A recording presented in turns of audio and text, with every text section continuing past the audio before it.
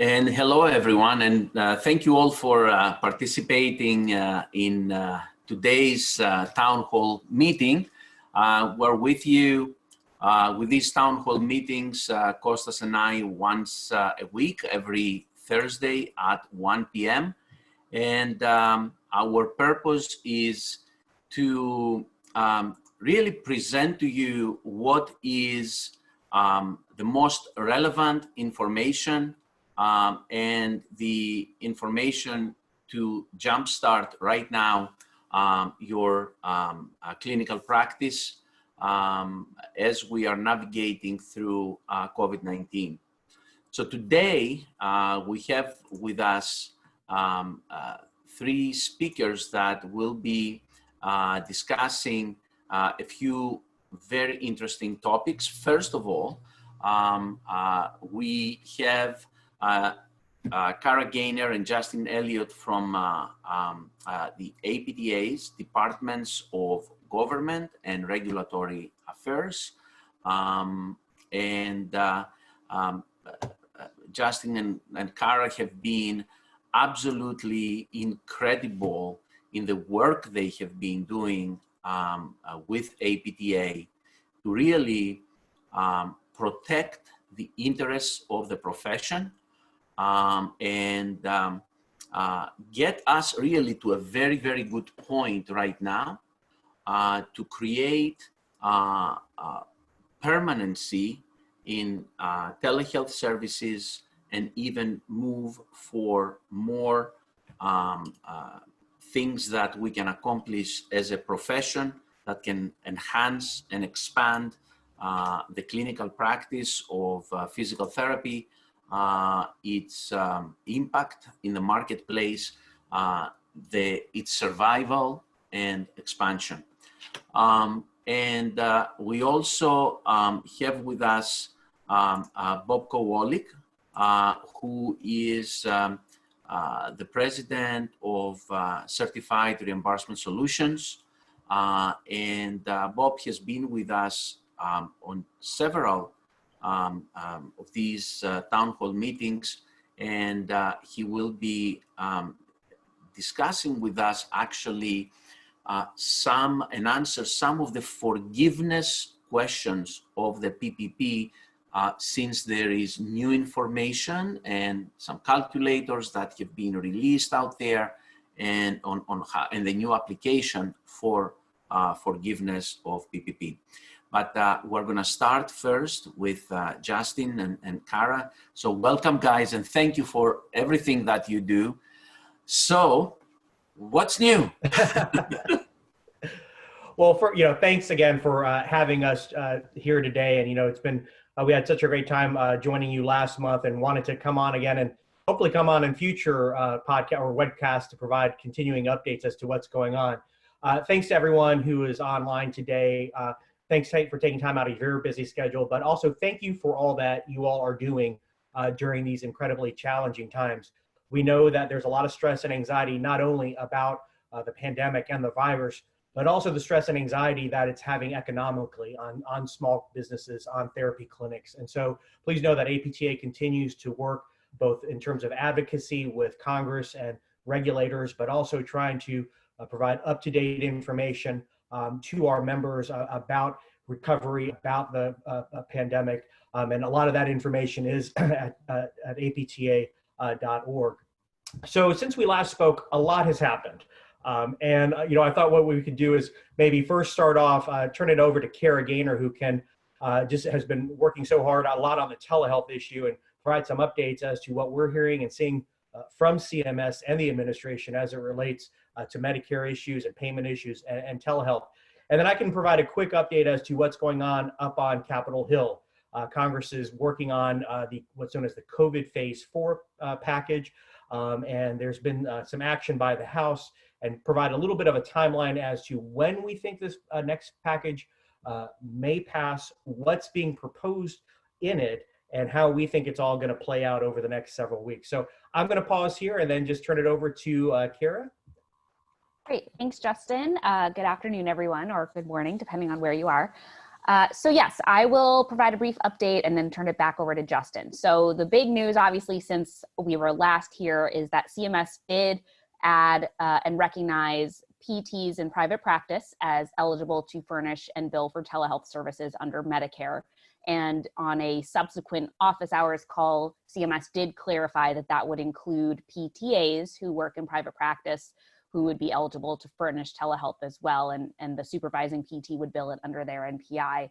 Of course, all of this is contingent on state practice acts and licensure requirements being satisfied according to the state.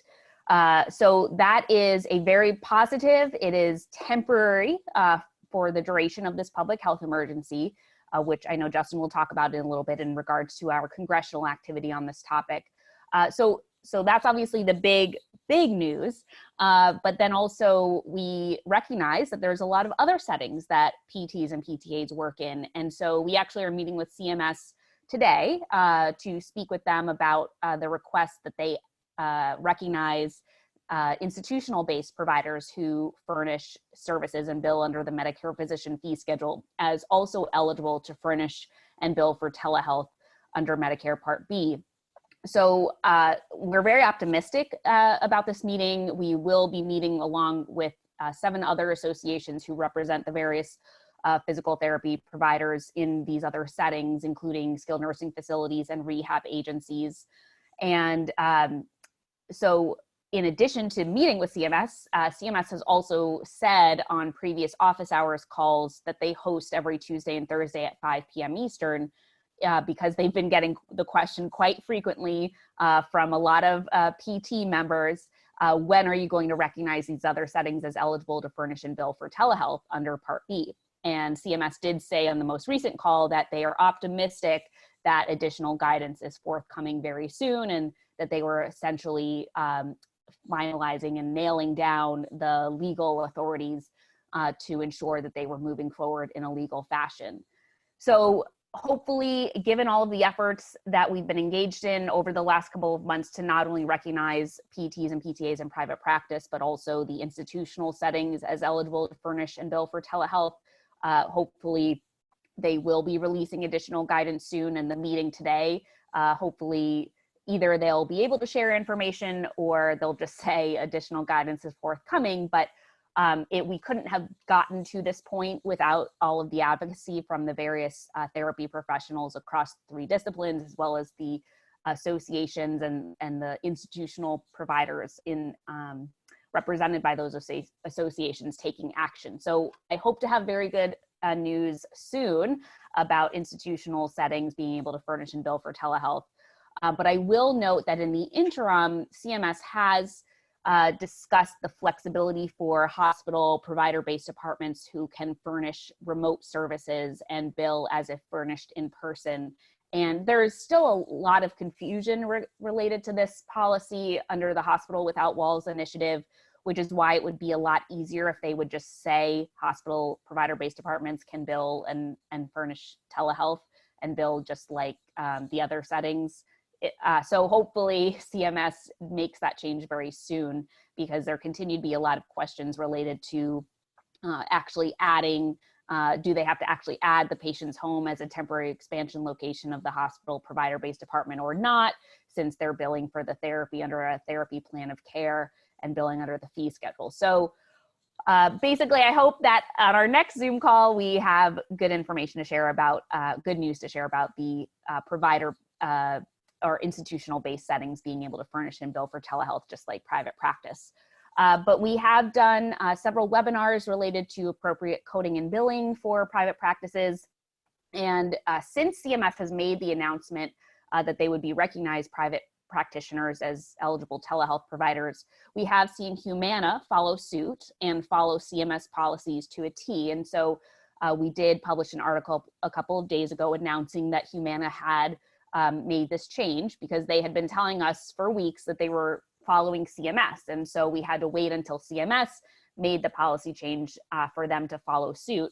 And then also within the last week or so, Blue Cross Blue Shield of Tennessee announced that they were permanently amending their telehealth policy and allowing coverage permanently for coverage of telehealth furnished by PTs and other therapy professionals. And so I'll post the articles in the chat box just so you have those links with the links to the payer websites. But in addition, I will note that we continue to update on a weekly basis, every Thursday actually, on our apta.org/telehealth page. We update the list of payers that are covering telehealth, both federal and non-federal, including commercial, as well as state-related actions to amend or provide guidance related to telehealth being within the scope of practice of PTs and PTAs. And so if you haven't checked that out, please do check it out every Thursday because we do update it regularly. And then also we updated recently our Implementing Telehealth in Practice webpage with a lot of new information related to liability and informed consent and policies and procedures.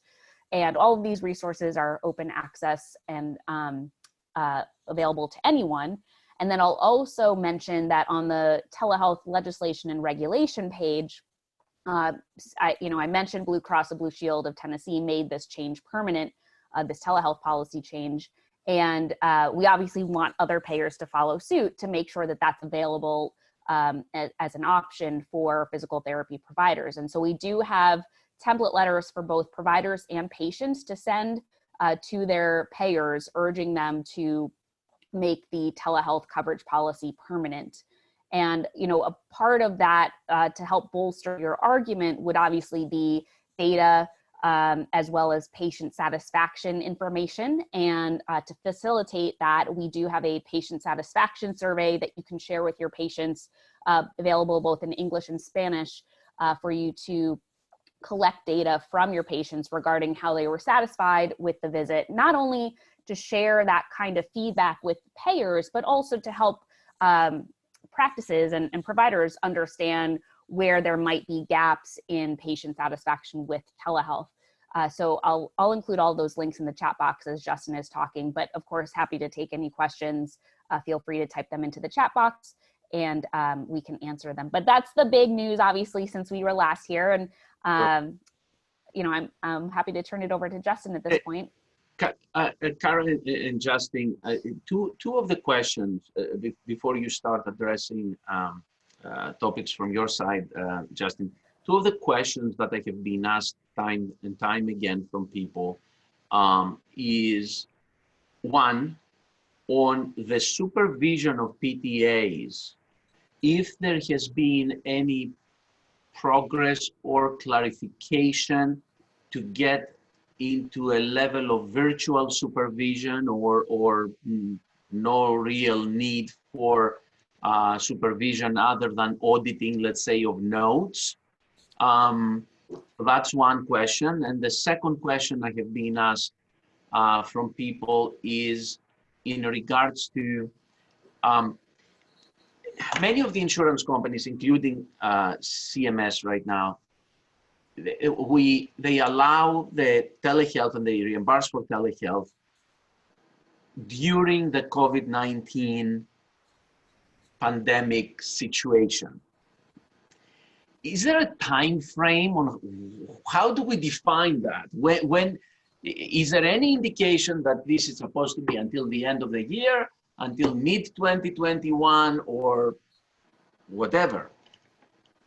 Sure. So first question related to supervision. CMS has said that they will allow PTs to remotely supervise PTAs using remote technology to satisfy the direct supervision requirement in private practice under Medicare.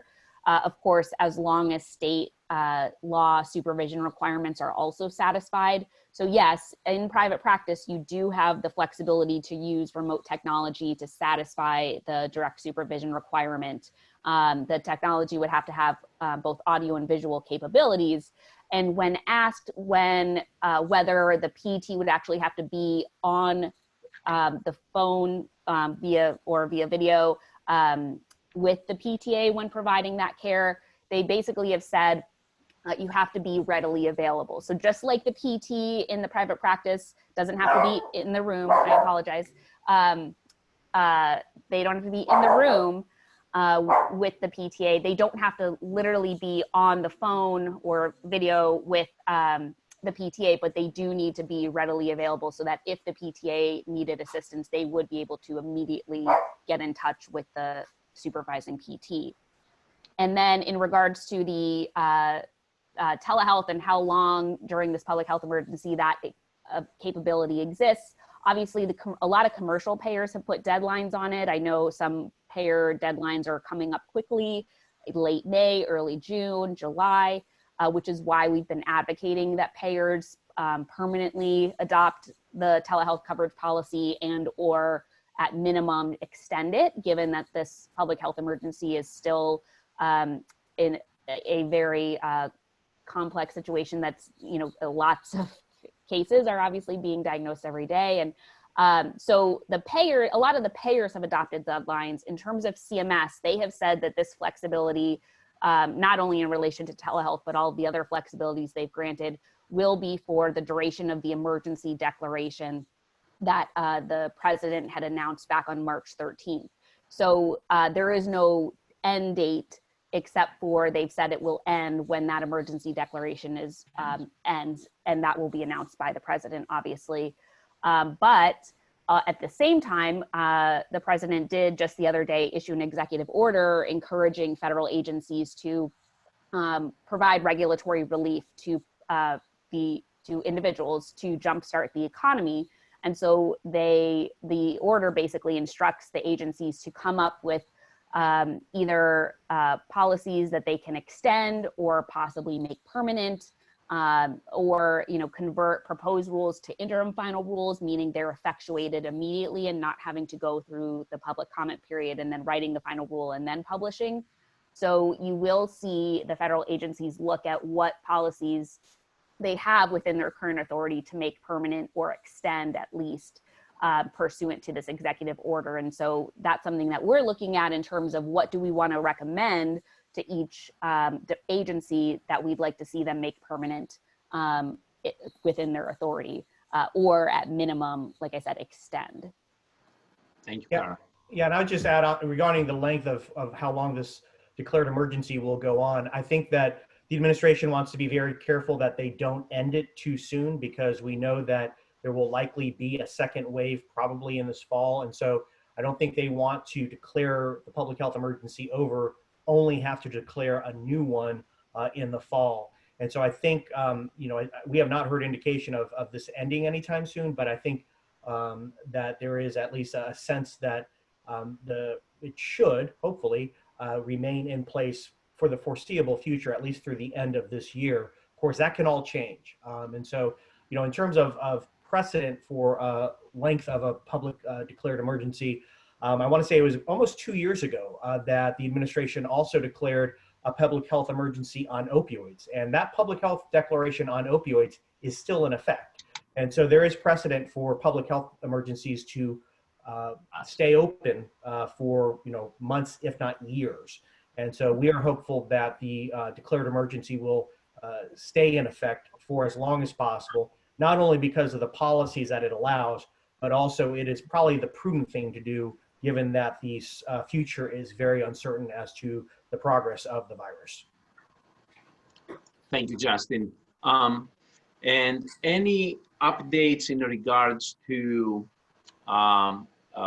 first of all, permanency of telehealth?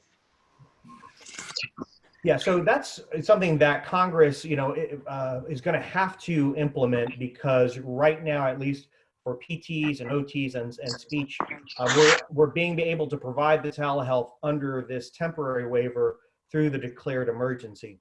And so there are a couple things that we're looking at is, obviously we would like Congress to pass a permanent policy that would permanently extend this beyond the current declared emergency. There is a bill that's already was introduced a couple months prior to the pandemic, the Connect for Health Act, which would provide a permanent policy solution for PTs, OTs, speech, and other providers as permanent providers of telehealth under Medicare. We are looking at other bills too, and potentially looking at other legislation that may need to be introduced. I think that in terms of when that might happen, there are two potential tracks that this could develop. One is the COVID phase 4 package, which I'm going to talk about in just a second. it's we, and along with a number of other healthcare provider groups, have been pushing that Congress needs to include the Connect for Health Act or some alternative in the COVID phase for legislative package that Congress is supposed to act on or should act on sometime in June. If they do not include it in the COVID phase 4 package, which I could potentially see that playing out because they want to focus on some of the immediate things and they know that the temporary inclusion is going to last for several months, then the next opportunity will be in what we call the lame duck session. This is when Congress comes back to town after the November election, and that's when they pass just a flurry of bills on issues that they have to get done before the end of this year, or before the end of December. So I think that if we don't see a policy solution in the COVID phase 4 package in June, then the next shot will be. And I did call Uncle Peter in November. Emma, why don't you just give In November after the election. Justin, perhaps you have, thank you, first of all, for this answer, and perhaps you have kind of started introducing an answer to my next question, which is, and I'm going to use a couple of pieces of data to preface the question. I'm going to use data from some analysts, business analysts that I was listening to this morning on Bloomberg TV, where they were discussing that for unemployment to get back down to about 6-7%, we're looking at more than 2 years, maybe 3 years horizon for that to happen. Businesses will be tight in cash and they will try to reduce expenses, so they will not be rehiring as many people, and they may even start firing people after they have rehired them with the PPP money. So when the PPP money goes away, they may, if they cannot support that personnel, they may end up firing them. I will also use some data that perhaps Bob can elaborate later on, and I'm not gonna use any numbers because he can do that if he chooses to. But Bob Kawolik did a very, very detailed work surveying with actual numbers, with actual data, 300 private practices in the United States. So based on the financial analysis that he did for those practices, there is an estimate that a percentage, and again, I'm not gonna say what percentage he told me and Costas, but he can choose to disclose that later, but he said that a percentage of practices, private practices, may not be even able to reopen. Or if they reopen, they may end up closing a few months down the line because they cannot support the needs after the PPP money goes away. So from the side of the association, what efforts have you guys done, are doing, or planning to do in the direction of encouraging the government to continue the support for this very essential profession, of course, of the entire economy, but especially for the physical therapy profession? Well, that's a great segue into the discussion that's currently going on Capitol Hill. I think you hit on a great point. The most recent unemployment numbers, you know, when we look at what the unemployment rate, I should say, when we look at what those numbers were for April, and we're waiting for, you know, in a few weeks, we'll see the May unemployment numbers from the Department of Labor. You know, when you have analysts talking about 15 to 20% unemployment in the country, that is pretty terrifying. And I think that it just underscores that this is going to be a very long and difficult recovery, I think, and that Congress is going to have to take extraordinary measures to provide support to, particularly to small businesses, because small businesses are the ones that are getting hurt the most and are going to have the most difficult time recovering. in particular, healthcare providers are being disproportionately impacted by this. Not only physical therapists, but I was talking to our friends, the radiologists and the pathologists, and looking at what they're going through with their clinics. It is, if you see a common theme amongst healthcare providers about the fact that it's going to take a long time for things to get going because because elected surgeries are kind of been put off, and so until we can get back to full steam, this is going to drag on for a while. And so one of the things that we've been focusing our energy on, on Capitol Hill, is the passage of the COVID Phase 4 relief package. Now, the good news is that last Friday, and it's HR 6800, it's called the HEROES Act, the House passed their version of the COVID relief package, $3 trillion. And it had a number of provisions that APTA supported, which I'll just go over real briefly, and that we were glad to see included in the package. Didn't have everything we wanted, and we're going to continue to advocate on it. But just real quick, some of the items that are in the House package: an additional $10 billion for small businesses for the economic injury disaster loans administered by the Small Business Administration. It makes a number of modifications to the Paycheck Protection Program, and extending that out to 24 weeks, eliminating some of the restrictions where right now it says that 75% of it must be used just for payroll. It would eliminate that and provide more flexibility for the use of those Paycheck Protection Program funds. It also includes a provision that we were very supportive of, $190 billion to go towards healthcare providers and other frontline workers for what's known as pandemic premium pay or hazard pay. And so healthcare providers, including physical therapists and physical therapist assistants who have been on the front lines or have been treating patients in their clinic or in the hospital or wherever, the Treasury Department would set up a special fund that would pay additional funding to those healthcare providers and frontline workers up to an additional $10,000 potentially as a recognition for the risks that they put themselves in to treat folks with COVID. A lot of times, as we all know, without personal protection equipment or limited access to it. And so that's another $190 billion that could be on the way for healthcare providers, including physical therapists.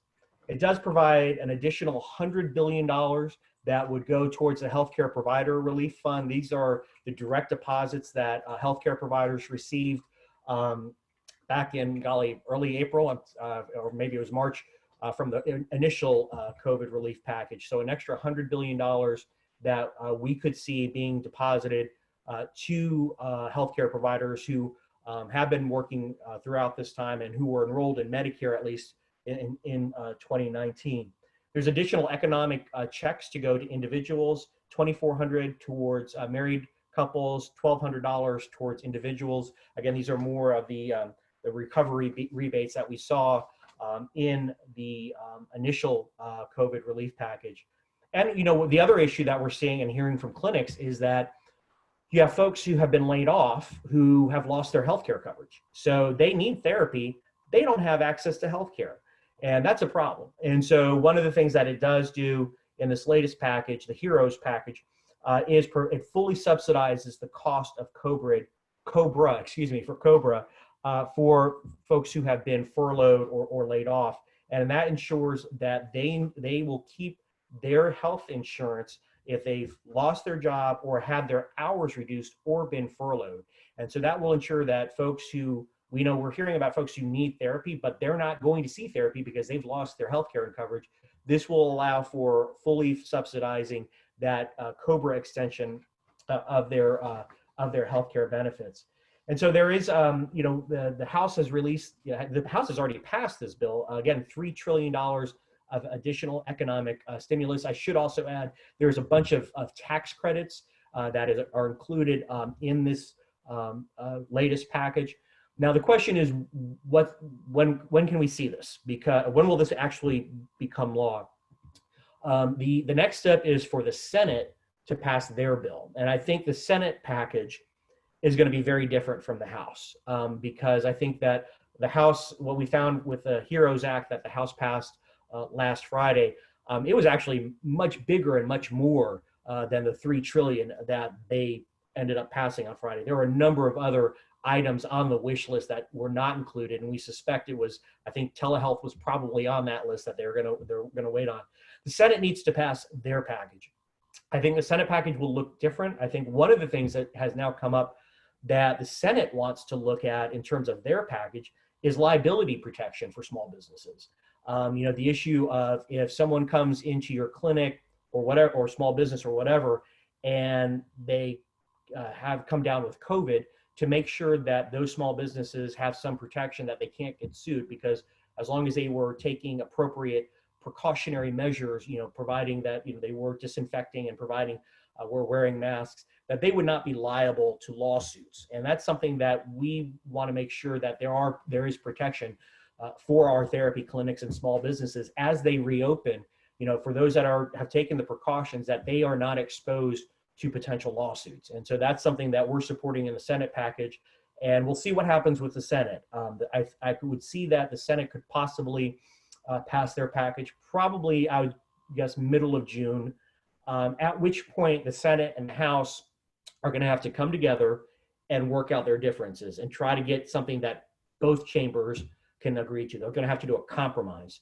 And so we're gonna continue to advocate for additional flexibility and funding for the Paycheck Protection Program, as well as the economic injury disaster loans. We are strongly supporting the additional hazard pay for healthcare providers, including therapists.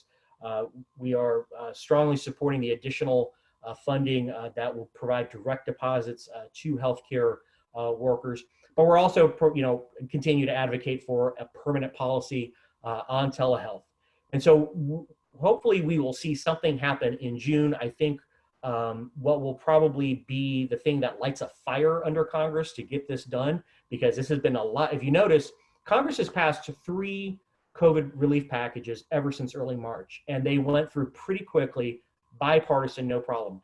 This last package has taken a lot longer, and it's there's been a little bit more, less bipartisanship. There's been more folks arguing about it. And the Senate has said, oh, maybe we can take our time on this one, and maybe we don't need to spend $3 trillion. I think a couple things are going to happen is that come June, they'll get the May unemployment numbers, and when that number comes out, and I suspect the unemployment rate is going to jump, that will light a fire under Congress to do more and to get it done faster. And I think it will also open the door that there will be a 5th COVID relief package, probably maybe later this summer. So there are, the other thing that we've been talking to Congress about is the need for stability and flexibility in the healthcare system, because it's the healthcare providers who are really bearing the brunt of this situation. And so, Kara mentioned the proposal from the administration about regulatory relief. What administratively burdensome regulations can they get rid of to help healthcare providers do their job better and not have to worry about paperwork, and provide that flexibility so they can get back on their feet? The other thing is we're also looking at, what can be done to provide some additional direct economic support, both short-term and long-term. Now, in short-term, we saw at the beginning of May that Medicare payments, people should be seeing a tiny increase in their Medicare reimbursements because beginning on May 1st, HHS suspended temporarily, at least through the end of this year, the negative 2% cut that they do across the board because of what's known as Medicare sequestration. And so that through the end of this year, everyone should be seeing a 2% bump at least in their Medicare payment. And we suspect that some commercial providers who are following who follow Medicare policy should also be hopefully doing that as well. But the other thing is looking at the long term. We know that this is going to be going on for the next year. This is not going to just magically disappear overnight. The economic ramifications are going to be with us for years. And so Congress needs to start thinking long term about what are they going to do in 2021 to support healthcare providers, particularly with Medicare. One of the things that we were concerned about, or very concerned about prior to this pandemic, is a proposal that CMS introduced last year called the E&M code proposal, the Evaluation and Management Code proposal. what they wanted to do come January 1st, 2021, is provide a nice increase on E&M codes, which are used primarily by primary care physicians. But because of the way the Medicare system is, they have to make cuts elsewhere in the program to subsidize those increases to the E&M codes. Well, CMS is proposing broad cuts to 36 different provider groups: PT, OT, speech, chiropractors, radiologists, pathologists, dietitians, surgeons, orthopedic surgeons. A number of providers are facing cuts on January 1st, 2021. And so we thought this was going to be catastrophic prior to the pandemic. It's going to be catastrophic particularly in January, when we're just hopefully going to be getting back on our feet, and PT and 36 other healthcare providers are faced with these potential cuts. And so we have been working in coalition with those 36 provider groups, with the AMA, to push Congress to not implement those cuts come January, because that is probably the worst healthcare policy idea, to implement cuts to Medicare providers when we are just hopefully going to be recovering from a pandemic. So you'll hear not only the work that you'll hear the stuff going on with small business tax credits, paycheck protection program, additional funding for healthcare providers that will help hopefully for this year, but we're also pushing Congress to prevent doing anything stupid that would implement these cuts in 2021. And so those have been some of the things that we've been working on over the past couple of months, and is going to definitely be heating up as Congress looks at this next COVID phase 4 package, which we hope they will pass in June. They've got to pass it in June because, again, we need additional help. Justin and Cara, my goodness, thank you guys so much for everything that you are doing and for giving us all this information. But, you know, for you and the association to be able to do all you guys are doing, you have to have a strong membership. You have to have our support. So what Costas and I would like to ask everyone in this webinar who is attending it now or later to do is for you guys to do exactly what we did a few days ago. Regardless if you are or you are not yet a member of the APTA, we want you to go to here, the APTA website, under apta.org/membership. If you are not a member, click the button and join. If you are a member, it doesn't matter, just renew. Okay, it's very important that we show right now our strength in numbers, and definitely the APTA has provided for you and shown you tremendous value during this crisis. And, you know, they have also payment packages that you can do in installments for your payment. So it's important for them when they are looking at, especially those of you who are involved in the different sections of the organization, it's important when you look at your membership and you look at your statistics and the revenue generated, that you can see the support of your members, because that gives you really power to go out there and do the things that matter for the profession. So Justin and Cara, thank you guys so much for everything you do. If you don't mind, Dimi, I want to add to that especially now with all these problems that we're going through, and the fact that we don't really know who represents who, you know, now is the time to really support the only group out there that can really protect us as a profession. This is it. There is nobody else. There is nobody else in the community that's going to help us right now, except organized groups of representatives like APTA. And thank you, both of you, Cara, Justin. I mean, I got so much from you today, and there is so much work to be done anyway, and we're hoping. So definitely go for it, guys, and for all of us, the physical therapists, and all your colleagues, donate, become members, renew, whatever, anything, so we can keep fighting for our rights. Thank you. Right. Well, and I just want to say thank you. We really appreciate our members and the support that our members and the advocacy that our members do. We couldn't do our jobs without you all. And so your support, we are just so grateful for it. And we are better together. We are stronger together, and we're going to get through this, and we'll do it together. And so appreciate your support and appreciate all that you all are doing on the front lines during these incredibly stressful and challenging times. Thank you, guys. And now, PPP. Yes, Bob, go ahead. Are Justin and Kara hanging out, or do they have to leave right away? I don't know. Can you hang out a few minutes, guys? Sure. Yeah, we can. Okay, good.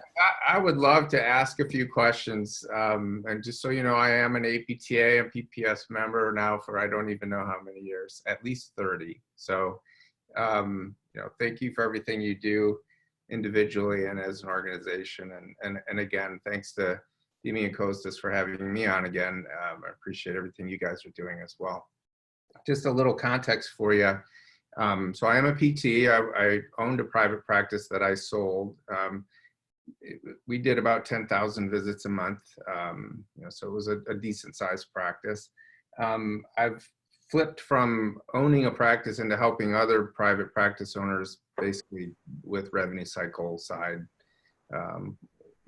process and issues and that kind of thing. And so since COVID-19's come out, as Dimi said, I kind of quickly went to work figuring out what I needed to have to solve my problem as a small business owner.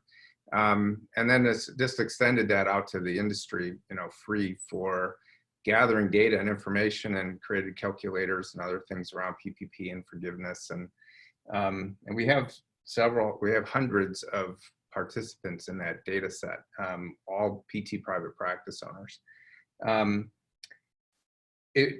I went beyond PPP into kind of forcing forecasting for the entire year, because it's not just about 8 weeks, it's about the rest of the year and even beyond, as you've already pointed out, that this is a long-term problem. But we really have to look at 2020 as a whole.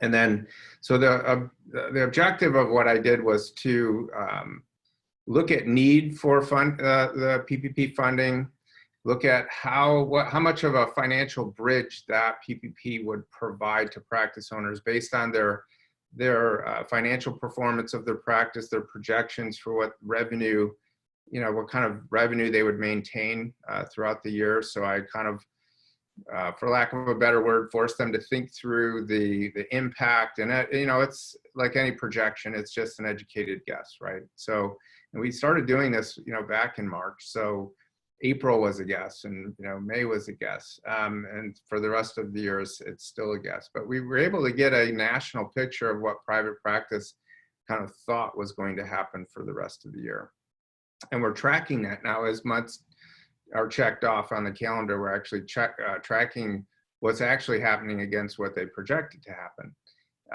And so it's very interesting, amount of data. We provided cost-based information, so payroll, PT-based compensation, fixed overhead, rents, mortgages, non-fixed or non-payroll fixed overhead, all kinds of different cost bases. And the biggest thing that showed itself in this whole process was how small private practice margins are across the country. The fundamental problem in the industry is that it's profit margins that can't create enough cash to be stable, scalable, sustainable businesses. The PPP is a part of a bridge. But so what I ended up being able to do was and as Dimi has kind of mentioned, he didn't throw out the percentages, but I'm happy to share with you and the group just for your response. And this is still evolving. I still get some surveys even to this day, but I categorized the entire population into 4 groups. Group 1 was, they didn't even need the PPP loan. They had a strong enough projection for what was going to happen the rest of the year. That combined with a cash position was good enough that without PPP, they were going to be just fine. They wouldn't have to lay people off. Group 2 is to protect people, they would have to lay people off. But I'm sorry, they would have to have a PPP loan.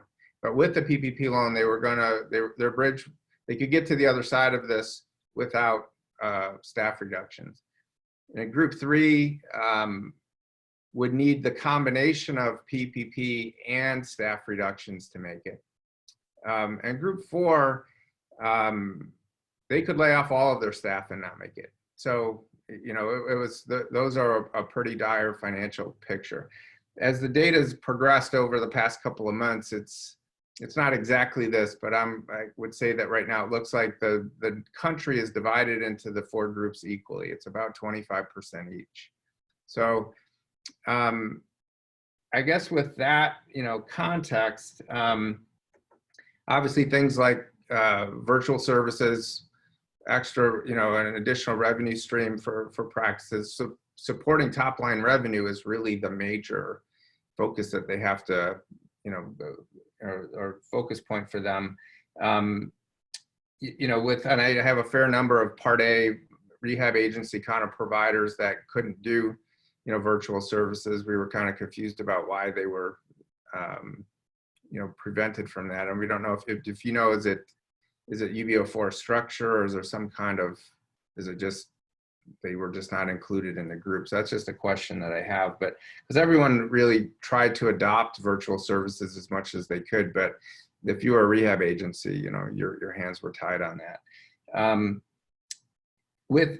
you've already mentioned, in the context of slim margins really being the problem, 8% reduction January 1st across the board, 15% reduction 2022 for PTAs.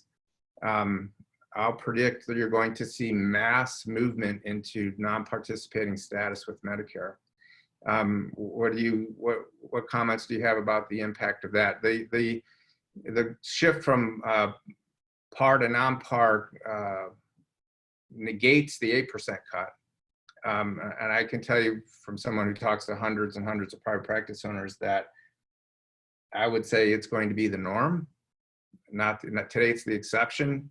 But if the 8% and 15% behind it are probably still on the table, private practice in the U.S. will become a non-par status with Medicare. What would you say the impact of that would be? And my last comment is with unemployment. Just wondering, I've read stuff in Forbes and other places that equated early on 37 million new unemployment claims with 30% unemployment. We've had 32 million new unemployment claims, but yet they're saying unemployment's at 14%. So I don't know if you have any data on the disconnect between those two numbers. So I don't know if we're really looking at unemployment that is closer to 1933 levels already, or if it really is, you know, 14%. And do you think, because the first, you know, and it's great if in the middle of June they make some adjustments to PPP, but the first wave of PPP, the 8-week covered periods are over in a week. And so the forgiveness calculations, the reactions that people are going to need to do, the things that they're going to have to do to protect their business, those actions are going to start happening in a week to 2 weeks, not in the middle of June. And so if you've already had to take actions to reduce staffing because you're dealing with your 8-week period, you were on the front edge of the, you know, the PPP loan program. What do you suggest people do there? And do you see or hear any discussion around possibly allowing those who have already obtained PPP loans to add to that loan amount to extend the period of time that they could survive related to PPP funding? So that's, take it from there. So It felt like more of a psychology session, Bob. You know, just getting everything off your chest, man. That's good. Not really. It's you know, it's a problem. And I get these questions all the time, right? And I've never had the opportunity to sit here and talk to 2 APTA people. So awesome. Sorry to put you on the spot if that's how you're looking at it, but Awesome. These are the things that, that I deal with every single day with my client base and others that we talk to. Yeah, this is Justin. I think, I'll start, and then if Kara wants to jump in, first on the Paycheck Protection Program on the extension, good point is that, with the 8-week time frame, we're about to bump up on a deadline. And now, while there is an extension in the House bill, I think when this was all being put together, they thought it would be done by Memorial Day. At least that was the initial plan. What we're hearing is that there is a very good chance that Congress will pass something separate sooner on the extension to the Paycheck Protection Program. We're hearing today that they are close to potentially coming to a deal, the House and the Senate, to do a very narrow focused bill that would just extend Paycheck Protection Program beyond the 8 weeks. So that way it will prevent this cliff that a lot of folks are facing next week. And so I think there is a good chance that we could see Congress act either maybe today, maybe tomorrow, before the Memorial break, to do something just to address that one issue, because I think they've realized that they can't wait. To your point, they can't wait till middle of June now, since this whole package, the COVID phase 4 package, was supposed to have been done. They had originally said by mid-May, and now it's been delayed till mid-June. This is the one item that they've realized that can't wait till mid-June. So stay tuned for that, because we actually could have breaking news maybe tomorrow, hopefully, from Congress, where they will try to fix that aspect of the Paycheck Protection Program. Yeah, there's also too, just so everyone knows, there's 125 billion from round 2 that's not even spoken for yet. So there's still PPP money available. Yeah. On the issue on the cuts, going back to earlier about this potential 8% cut come January, and then we have the PTA and OTA differential in 2022. I think that you kind of hit the nail on the head, that we are looking at 2 potential back-to-back cuts that are just not sustainable. And I think, first on the 8% cut, although it is slated to take effect on January 1st, it's not a done deal yet. And I would say that because we're looking at Congress trying to intervene to do something to provide more funding to prevent those cuts from going into effect. But CMS, they will need to, in July, release the proposed 2021 Medicare physician fee schedule. And in July, when they release that rule, that's when we'll have a good indication as to whether or not CMS is really going to go forward with this for January 1st. Will they go forward, but maybe they'll modify it, maybe do something different with it. We are going under the assumption that they're going to do it as they talked about last year. And so we're going under worst case scenario in terms of that's what our advocacy efforts are focused on. And so, but I want to make sure that folks understand, there is very much some hope that either Congress will intervene to prevent that from happening, or we could potentially see CMS walk this back in the July fee schedule. On the unemployment numbers, that's been a really interesting discussion, because it'll be really interesting to see with the reopening. We're seeing a lot of states have already reopened. We have a number of states that are going to be reopening this week and next week. And we have folks who have been furloughed temporarily. Are they going to come back? Who have been on unemployment? What is that going to all shake out? Because I think it's a very nebulous, changing situation as to what is the actual unemployment rate and how will that happen as states begin to reopen. Are we going to actually, I think it's going to continue to go up, but how does this reopening going to potentially impact it going up or down? And so I think, the trying to get a hard fact number as to what exactly the unemployment rate is today that's why we're seeing some disconnect. And so I think that's something we'll be watching over the next week, particularly as Department of Labor begins to prepare the May unemployment report. Do you think they're afraid to say what it really is? Well, I think there is some concern about, when the last unemployment report came out, we saw the stock market go absolutely tank. And so I think there is a concern that, what is the impact on the overall economic recovery? They don't want to scare markets. But I think they're also struggling as to trying to find out what exactly is the the status of employment for folks, because it's an ever-changing situation. Yeah, I do have a national data set. I track visits per day, day over day, every single day. And I can tell you that May right now, May is up 10% over April in terms of visits in outpatient PT clinics. So right now the bottom has, we have bounced up off a bottom somewhat. I mean, 10% is not huge. The national expectation was to bottom out at about a 40% of normal volume. So when I originally got the projections, and people thought that bottom would happen in June. So it seems like things are moving faster than the country expected, and didn't go quite as deep as it expected. In my case, and I do have coast to coast clients, our visit volume that we process dropped 35% was the low. So I don't know if that's representative of the country as a whole, but the expectation was a 60% reduction, and we saw a 35% reduction across the country. So I'd say, just definitely watch the news, and we'll let Demi know if there's breaking news on from Capitol Hill on the Paycheck Protection loan. We could see something happen in the next 48 hours on that will prevent that cliff from happening next week, which we're hopeful they will do. I think Congress knows they have to fix that aspect of the PPP program. Thank you, guys.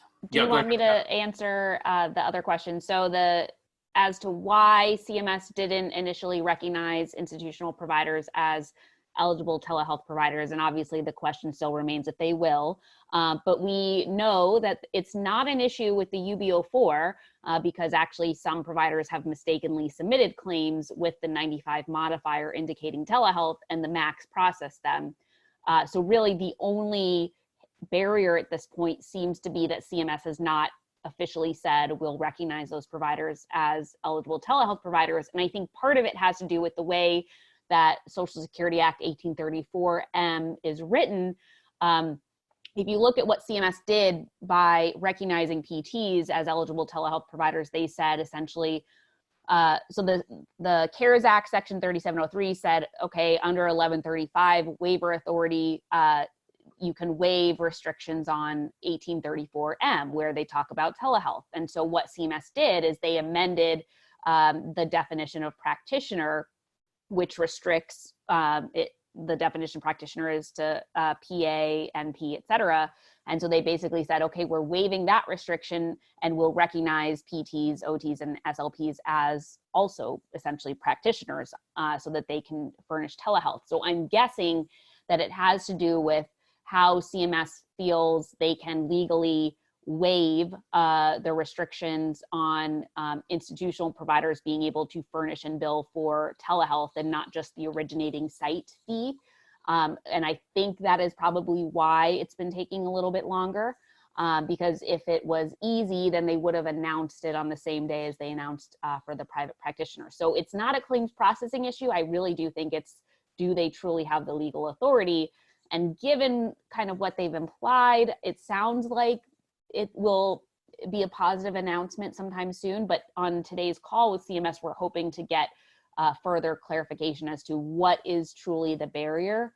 They likely will be vague, as they always are, but we're hoping to try to nail down if they truly feel there is a statutory barrier, then obviously we'd need to go to Congress, but I'm hoping that that is not the case. And then just to your comments about the non-participating provider, I mean, that is actually a great point and something we've, in terms of if the cuts do go into effect in 2021, as they were proposed last year, then obviously you're right. Like we probably would see a lot of providers move from the participating to non-participating provider status.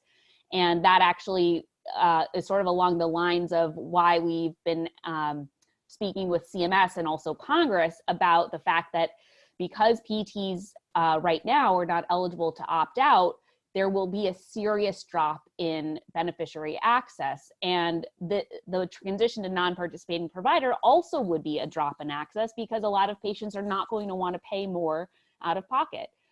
So it's a point that we've been making to CMS and HHS, but also a point that we've been making to Congress, that, you know, you're putting us, we're already in a box and we can't opt out. So this is absolutely, there's a direct connection between this cut will result in a reduction in access. And so we've been using that to augment our arguments about the need to be able to opt out at minimum. But then also, just like you said, with the non-participating provider status, a lot of patients just financially cannot afford to pay up to the limiting charge to a non-participating provider. And so that too then would limit access. And, you know, if you look at the numbers that the Medicare Payment Advisory Commission releases in regards to the number of providers who have opted out, it's almost no one who has opted out. But if this cut were to go into effect, we expect that there would be a significant spike in, if PTs were eligible to opt out, there would be obviously, we think, a significant spike if this cut were to go into effect. So it's all coming to a head that at the end of the day is going to result in a significant drop in beneficiary access. And that is obviously a concern that CMS and HHS have, as does Congress. And so pointing all of that out, and also pointing out that this 8% cut cannot be viewed in isolation. You have MPPR, sequestration, the PTA OTA differential. Congress has created this path of subsequent cuts every few years, and then CMS throwing in an 8% cut. They need to realize that they need to look at this in the broader context. And so a lot of our conversations with them have been about that, which is why all of our efforts on the Hill to influence CMS in drafting the proposed fee schedule rule, which will come out in July, as Justin mentioned, is why we're hopeful that by educating the agency, but also putting pressure on them from Congress, will have resulted in them drafting something that takes the 8% cut off the table. Yeah, I just want to add, we do have a bill in Congress right now. It's Senate Bill 2812, sponsored by Senators Rand Paul of Kentucky and Senator Lisa Murkowski, that would allow for opt-out. And so it's something that we've introduced in previous sessions of Congress. It's currently active in the Senate. We've been trying to get some momentum on it, but this has actually been part of our discussion on opt-out, is that if these cuts go forward, you have to pass opt-out because no one's going to want to deal with Medicare. Yeah, I think the non-par status is kind of a step in between par and opting out. Yeah. Right. You're still in. You're still in the network, so to speak. But you're just not limiting. You're upping your potential revenue by the 15% or whatever it is approximately. But I think the sentiment is that I gather from talking to many owners is that they feel that we need the Medicare beneficiary being the one that's going and complaining about the additional costs, the limited access, that without the Medicare patient kind of being a driver, that it's, they don't have high hopes that positive legislative change would happen. Is there anything going on around kind of trying to solicit the support of the Medicare patient base to recognize the value of physical therapy and to argue for why they, as the people who need the services, how this would be a disadvantage to them? So yeah, I think, one of the conversations we continue to have is with one of the largest patient advocacy groups, and that's AARP. AARP was very supportive and was critical, and we worked great with them when we were trying to address the Medicare therapy cap. And so this is one of the issues that APTA, along with the other provider groups who are impacted by this cut, because again, we're slated for an 8%. I believe the radiologists are going to get a 10%, pathologists even more. A lot of the provider groups who are slated for cuts in 2021 are definitely pushing AARP to, try to get on board on this, because, it's not a payment issue, it's a patient access issue. If they cut payment, you're going to have clinics close, particularly in rural and underserved areas. Those are the ones who are going to get hit the most. And when that happens, you're not going to have access for Medicare beneficiaries. And so I think you hit the nail on the head. When we have our conversations with Congress and when we talk to patients, we can't make it about payment, although it is about payment. We've got to make it frame it as it's a patient access issue that will impact Medicare beneficiaries because they won't be able to get the care and services that they need. And so I think, as folks talk to patients, it's always great to let them know as you see patients say, hey, want to make you aware that this cut is coming. If you're a member of AARP, please let them know. We're having those conversations at the national level. And I'd also point out, the state chapters of AARP. This is something that I know a lot of our state folks have been talking to their state chapters about of state AARP, because we just need to keep pushing them to make sure that we can get their support as well. And so I think it's something that, if you look at our educational materials that we put on it, we need to educate clinicians and advocate them, but also patients. And so we do have a template letter on our patient access website so that patients and non-members can go and send an email to Congress about this to let them know about it. Because, patient advocacy is going to be absolutely critical in their involvement as well. Well, thank you. Thank you guys so much. Because we have already exceeded the time that we were allotting, we're going to jump right into some PPP forgiveness questions that I'm sure a lot of people have. Bob, the PPP forgiveness application came out. Is it consistent with the initial release, and what are, if any, items that are not consistent or questionable? Yeah, it's like sorting out spaghetti. There's a lot of this in the application. So just let me give you a little lay of the land here. There's six parts of this forgiveness application. Part one is the loan forgiveness calculation form, okay? Part two is your representations, warrants, and certifications that you have to make. Part three is a Schedule A. And Schedule A is kind of around your payroll costs and stuff. And then there's a Schedule A worksheet that you have to list every single employee, their wage, their FTE, during the period, the covered period, but there's a new period now. And then you've got a safe harbor. So one of the new things is FTE safe harbor calculations. And then you've got all of the documents that you have to provide. There's kind of 6 sections of this. The process is you have to go to the Schedule A worksheet and start there. And so, hey, Demi, let me pull that up on my screen because I have notes and highlighting. Can I do that? And share the same thing, but a marked up version of it. Yes, I'm just trying to to do that, to unmute, to close mine. Can you share without me closing? Yeah. No. Yeah. No, I think you already. Let me try and see what it does. Yeah, I can't. Okay, hold on a second. I can't share yet.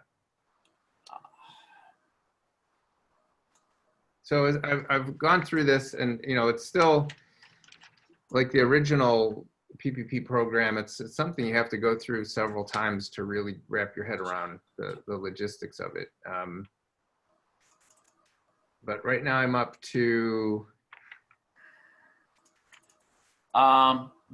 Costas, can you just, all right, Bob, do me a favor, because all of a sudden my screen is, I'm making you a co-host. Okay.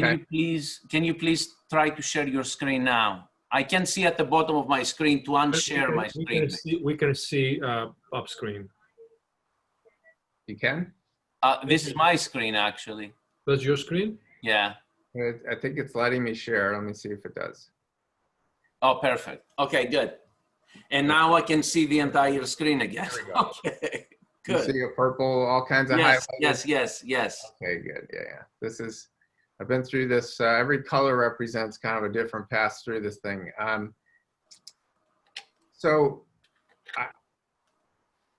Everywhere that there's green is something new. Okay, so I've kind of color coded, you know, what's new. Here's the new stuff.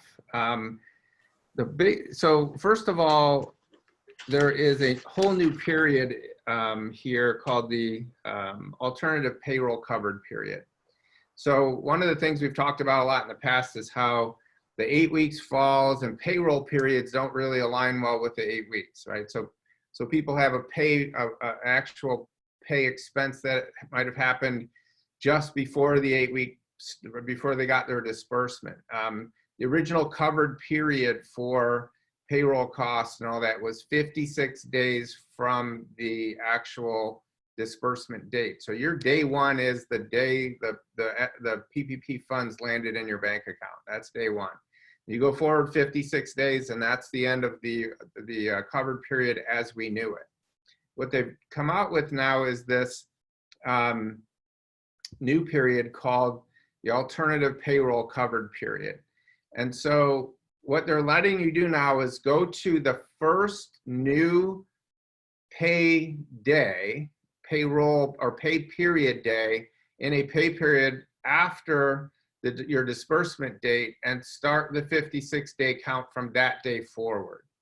So that aligns and gives you 56 days of incurred payroll expense that you can tally up and apply to your, you know, to your loan for forgiveness. So you don't have to play games now with moving pay periods inside the 8 weeks and all that kind of stuff. So you can realign now your 56-day period around the first day of your first pay period after getting your disbursement, carry that forward. And then as long as that next pay day, the actual day that you incur the expense or actually pay the expense, happens on its next regularly scheduled run date, then you're allowed to use all of that payroll cost for, you know, for your forgiveness calculations. Now, the one rule that comes with that is that where you use the alternative payroll covered period, everywhere in the forgiveness application that references a alternative payroll covered period, you have to use that period consistently throughout the entire process. So there are certain things that cannot be applied to the alternative payroll covered period, and those are your non-payroll costs. So your rent, utilities, mortgage payment, interest on mortgage payments, those things, you're into the 56-day covered period that starts the day of disbursement. So you've got multiple periods at play here now. That's the first big change, is this alternative payroll covered period. They have expanded the definition of utilities under allowable use expense to include transportation cost, phone, and internet. So in addition to electricity, gas, and water. So transportation, phone, and internet are now considered utilities. They've created some different FTE math and different calculations around FTE. First of all, one FTE is defined as a 40-hour work week. So number of hours someone's worked divided by 40. If it's 40 worked, they're one FTE. If it's less than 40, you have two options. You can, let's say it's 30. You can divide 30 by 40 and count that as a 0.75, or you can just automatically count them as a 0.5. You could take someone at 38 hours and count them as a 0.5. However you count it, you should count it in every relevant FTE period exactly the same way. So you're going to have to do the math two ways. You know, a full-time person, salaried person, someone working at least 40 hours a week is going to be a 1.0. But for your non-40-hour a week, non-salaried people, you're going to need to do a calculation based on what percentage of a FTE they actually are, or count them as a 0.5. and go through the math both ways and compare and see what kind of difference that might provide, so that there's more clarification or detail around what an FTE is and how to calculate it. The sequence, so they've defined now the sequence of forgiveness calculation. You start with your allowable use spend, so your payroll costs that you did spend either during your covered period or your alternative payroll covered period. You subtract out any wage reduction that was in excess of 25% on a per person basis. And then you apply what's called the FTE reduction quotient, which is your percentage that you calculate between, your FTE during this 8-week or alternative period during we'll just call it the 56 days. So your FTEs during the 56 days is going to have some comparisons. And so that FTE quotient is going to be applied to the sum after the wage reduction is removed. So that's a clarification. They have created a safe harbor. So there's basically two pathways to getting forgiveness on your allowable use spend without a reduction. And so it's, and they're completely different pathways. They've done some things with new periods of time. So one critical new period of time that you're going to have FTE calculations for is the period of, and this isn't, it wasn't in the original act, but it was added since then before the forgiveness application came out. But you're going to have to look at a period of February 15th, 2020 to April 26th, 2020, and get average FTEs during that time. You're going to have to get average FTEs during your pay period that includes February 15th date. Okay, so if you're a 2-week pay period, then whatever your pay period February 15th falls in, you're going to have calculations for FTEs for that one pay period that has February 15th in it. And you're going to need to calculate FTEs on June 30th, 2020. And you're going to have to calculate FTEs in your 56-day period, whichever one you pick, immediately following disbursement date or offset for the alternative payroll period. So two pathways to get to 100% forgiveness after wage. So don't reduce anyone's wage more than 25%, and you're okay on forgiveness there. Then we get to this FTE reduction quotient. So what the safe harbor does is goes through two calculations that are sequential.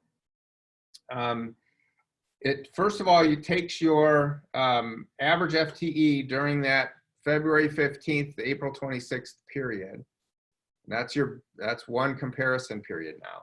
And you're going to compare the FTE during the pay period that has February 15th in it to that February 15th to April 26th period.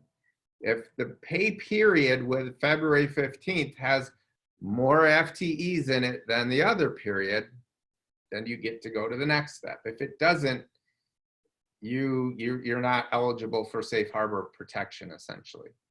So if you pass test 1 or calculation 1, then what you do is you now compare June 30th FTEs to that pay period that has February 15th in it.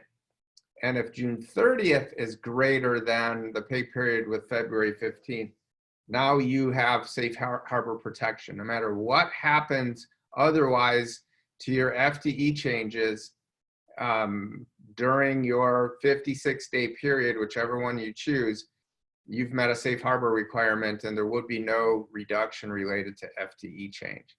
Now, one other new thing that's in here is that anyone who was offered a job that didn't take it, anyone who voluntarily resigned, or anyone who voluntarily wanted and requested a reduction in hours, those are exceptions. So there's a whole new category of FTE reduction exceptions that you don't need to count when you actually are doing your FTE calculations. So if this doesn't sound complicated yet, it is complicated. So you have this offset for anybody who basically didn't want to work or didn't want to work as much as normal, so you don't get dinged for that. If you go through that safe harbor calculation, that could take you to a 0% reduction based on FTE. The other way to get there is back to the original thing, which is during the 56-day period, you're going to have an average FTE calculation. That gets compared to one of two prior comparison or reference periods. One being February 15th to June 30th, 2019. The other being January 1st to the end of February, so of 2020. So if your 56-day period FTE favorably compares, meaning greater than one of the other two, whichever one you pick, you should pick the one with the lowest FTE in it. If that comparison is over 100%, then there's no reduction in FTE. So they've created a safe harbor pathway to, but I haven't really completely thought through the whole process of how you could qualify on that pathway, but not on the other. But I believe that there is a way for that to happen. Bob, let me just say that because although I have full view of the screen, I do not have view of the chat. If there are any questions on the chat, please go ahead and answer them, or anyone who wants to unmute and ask a question, please do so. Okay. I'll keep, I want to say there's been some focus on, they've created a distinction between loans under $2 million and loans over $2 million. Under $2 million, they're not going to turn up the microscope on you as high as they are on the over $2 million. So you're still going to have to attest and certify that you spent the money on things you were supposed to, but they're not going to really audit you if you had under a $2 million loan, which I would imagine is the vast majority. They've also done a little bit of an offset on your non-payroll costs based on a normal next billing date. So like rent, right? Rent, you pay rent early in the month for the whole month. So if your rent payment date is a little bit off of your 56-day period, you can count rent that falls just outside, and so they've tweaked that. We talked about that one already on the 13th. One other change that seems that they've made is originally, if you were an over $100,000 a year person in 2019, your FTE wasn't counted. Now your FTE is counted for this calculation that they're doing. And that is every change that I've found so far in going through this.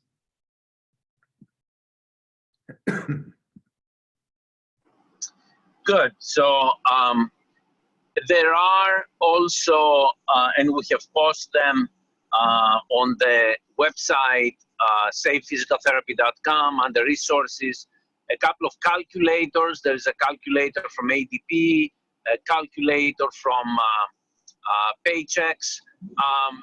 Actually, they don't call them calculators, they call them estimators, these companies. But again, that is exactly what it says. It's just a basic estimate and not necessarily an accurate calculation. But with an approximation, if you have nothing out of the ordinary, you should be able to use some of these to give you some idea. do you see any other questions, Bob, from anyone?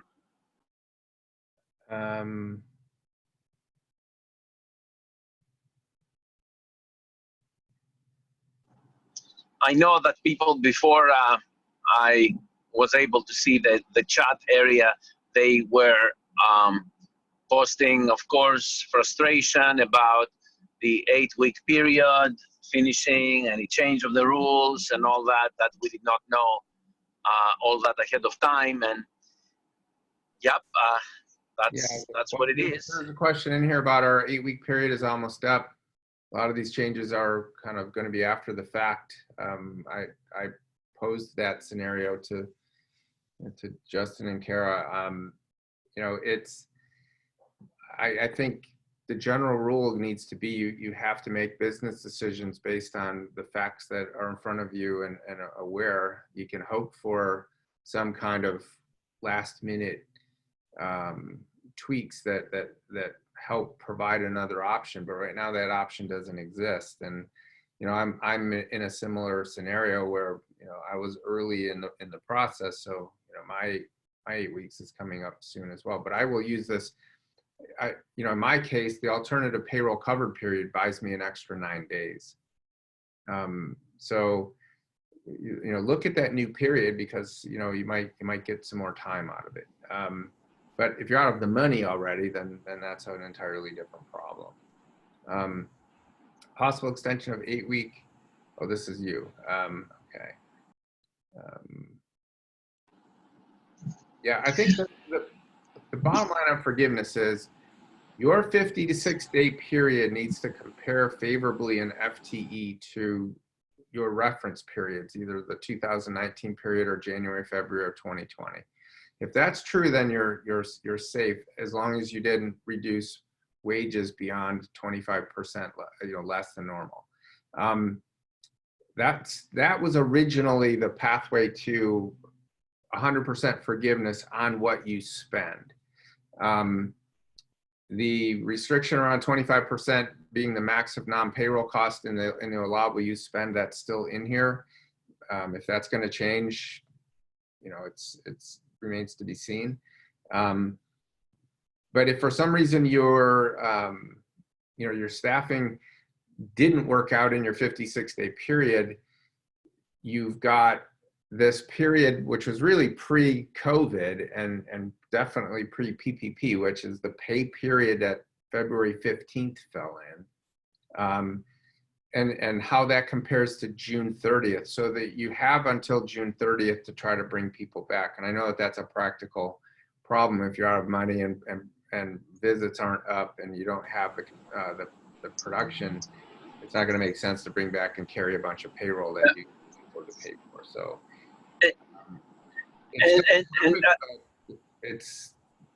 several blanks have been filled in this application, and there are new tweaks, as I've just covered. And I would like to say that the bottom line, and I have been saying that before even the applications for the PPP money became available, that no matter PPP money, of course, that's a great help. It helps people in a short-term basis. But right now, your number one priority as a practitioner should be to get your schedule full of patients and get in the practice new patients. This is the most important thing, production that will generate for you new revenue. And I posted earlier on the chat, and you can go to also at savephysicaltherapy.com website tonight at 6 p.m. Costas and myself and Christina Panetta, we will be hosting a webinar where we will be discussing strategies to fill your practice right now and grow your revenue. And I'll tell you, I mean, we are ground zero. We are New York, but we managed to push up to 55% ourselves, 65% Christina, with very specific things that we are doing right now. And we have been doing for the past couple of weeks. And we're going to share with you guys within a brief hour all of the techniques and approaches that we are doing. So that will be at 6 p.m. tonight. So there's only 2 more questions here, Demi, that I could answer. Go ahead. Go ahead. Sure. So what if we paid people who didn't work before we got PPP money?